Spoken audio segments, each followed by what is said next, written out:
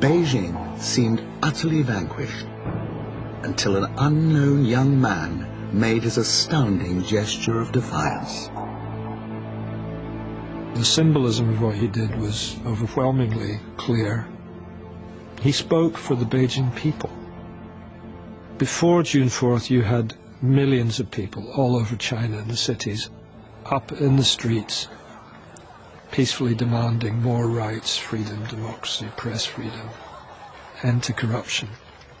After June 4th, what did you have? You had one man, one sacrificial figure almost, who took it on himself to speak for everyone else who had been silenced by that time.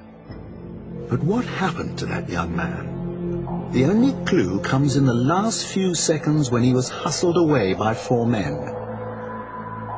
Their identity is key, but those who witnessed that moment had very different impressions. We don't know who those people were. And, you know, maybe they saved him.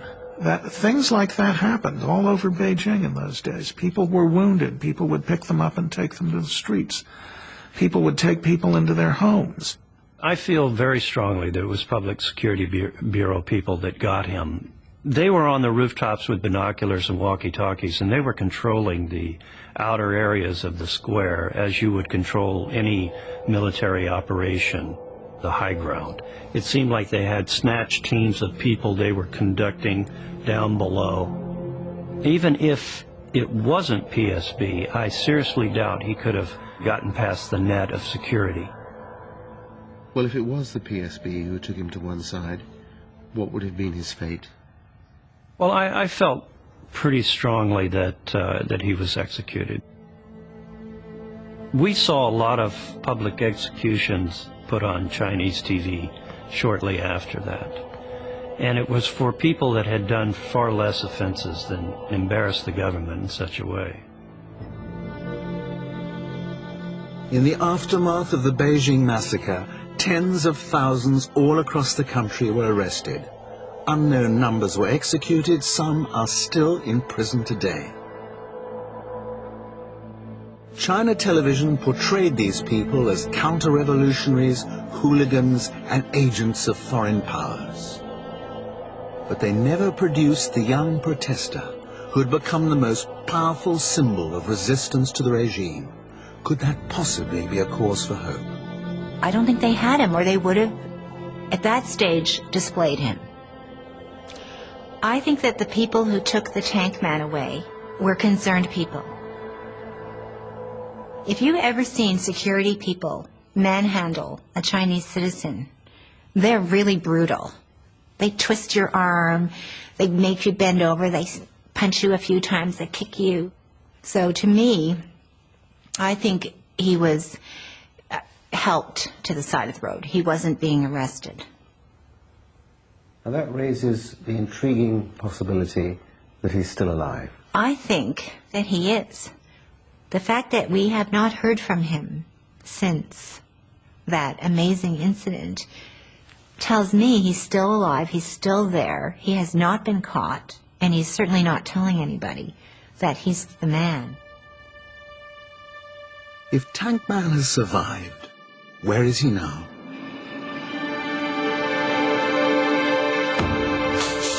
Since the day he made his heroic stand, his country has changed beyond recognition.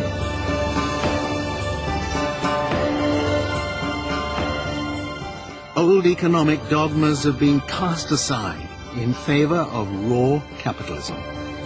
The results are dramatic. Since the Beijing massacre, the economy has grown at a staggering rate of 9% a year and is now the 4th largest in the world. 15 years ago, this entire skyline didn't exist, just paddy fields. China's rise is the story of the 21st century, and it is rooted in the events of 1989. You have the crackdown, the closing of the political door. You had to open another door, because if not, the society was going to explode. And the other door was to get rich is glorious. How bizarre that a Communist Party which has spent decades trying to fight capitalism should suddenly turn to capitalism as its savior. There was a point to that. This was meant to buy the Communist Party a new lease on life. On the one hand, intimidate opposition for a generation. On the other hand, give the people bread and circuses. And the deal is there must be no challenge to one-party rule. That's the terms of today's China. That's the deal. And for many of those who rose against the regime in 1989, principally city people, this deal has paid off. After decades of austerity, they have access to everything money can buy. No dream seems unattainable here, no expense too daunting. And the speed of the change is breathtaking. The high-speed train from Shanghai airport to the city uses a technology developed in Germany, but considered far too expensive to be practical. But it stands as an important symbol of China's aspirations, no matter if the train is often empty. Underpinning these visionary projects is an economy hurtling forward at breakneck speed as China sucks in hundreds of billions of dollars of foreign investment. Whole production lines have been moved lock, stock and barrel out of the United States and Europe and set up here, turning China into a factory for the world. Thousands of our most familiar brands, toys, textiles, electronic goods are ours in name only. We do the research and marketing, China actually makes the stuff. China has overtaken the United States as the world's largest consumer of coal, steel, meat and grain. Within the past 5 years, its oil demand has doubled. It is the world's second largest car market and could well become the world's largest manufacturer. It is an amazing miracle what has happened since 1989. And anyone such as myself standing there during those weeks couldn't have imagined in their wildest imagination that come 2006, China would be where it is today, and the party would still be enthroned.